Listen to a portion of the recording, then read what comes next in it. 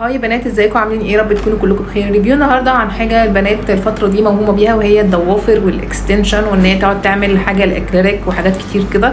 فطبعا الحاجات دي طبعا زي ما انتم عارفين ان الحاجات دي ما ينفعش احنا مسلمين عشان الصلاه وكده، وان هي جديده اللي هي بتقعد معاكي مثلا بالشهور، اللي هي الاكستنشن اللي هي بتاع الضوافر دي. المهم اللي هي الضوافر اللي بتبقى راكبه الثابته، اللي هي بتقعد معاكي مثلا كذا شهر، وبتقعد تعمل لها ريفيل كل فتره كده، بتشيل اللي تحته قصص كده يعني.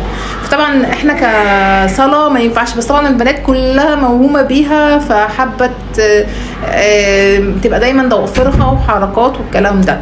فانا جبت لكم حاجه بديله يعني، وفي نفس الوقت تعرفي تشيليها وتحطيها بسهوله جدا. طبعا في الفيديو ده هعرفكم ايه الحاجات اللي انا شفتها. طبعا زي ما انتم عارفين SHEIN ما خلتش حاجه، كل حاجه وبقت موفراها للبنات بالاخص، يعني عرفت ازاي تكسب البنات بالحاجات البسيطه والتافهه اللي هي كل حاجه متوفره. اول حاجه عملت اللي هي طبعا الضوافر بالارقام دي، موجود منها هنا العادي اللي احنا كنا بنستخدمها زمان ديت، والعرايس والحاجات دي، بس دي مش دي بقى خامتها مختلفه شويه، تحس ان الخامه بتاعتها بصوا. فلما تحطيها، انا عامه عمري ما عرفت اربي ضوافر، يعني انا شكل الضوافر ده تقريبا 500 ضافر، فيها كل المقاسات من 0 ل 9. طبعا كل واحده فينا بيبقى ليها مقاس المحيط بتاع ايدها، فبتختار اللي يناسبها وبتبدا يعني مثلا هنا ده هنيجي هنا بتقيسي ده، تقيسيه مثلا كده، فتمام هو مش طالع منه اي بروز، او مش طالع منه اي بروز، فبتبداي تحطي الجلو بتاعه.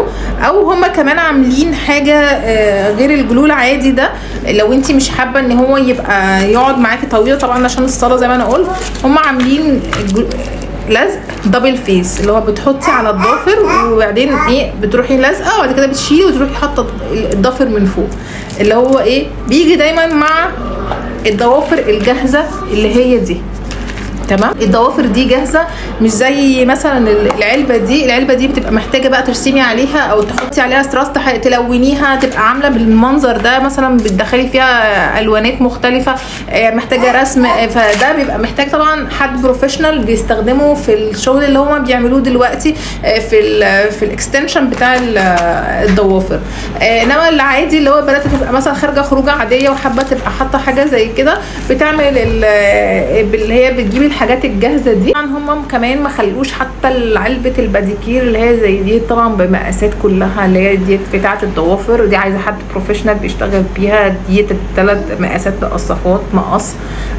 ده زقات الايد اللي هي بتاعه بتنضفي بيه الضوافر، الحاجات اللي هي بتشيل مثلا الجلد الميت، الحاجات اللي دي كلها حاجات الباديكير بقى اللي هي بتاعه الايد، حد عايز يعني متمكن قوي او حد بيحب القصه دي فبيبدا دي هوايته. انا عن نفسي ما بحبش الموضوع ده قوي، فتلاقيني مش مهتميه قوي بالموضوع ده يعني.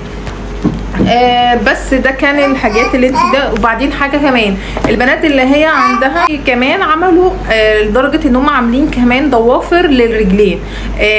في ساعات البنات، في بنات عندها مثلا مشكله في ضوافرها في رجليها في كده، وان احنا في الصيف دايما حابين يلبسوا صندل او حاجه، طبعا او حاجه في البيت او شكله في البيت. خلينا في البيت، لو حابه تبقى قاعده في البيت شكل رجلها حلو، عندها مناسبه في البيت معاها بنات كتير، ده شكل الضافر بتاع الرجلين. طبعا زي ما انتم شايفين الضافر بيبقى عريض شويه.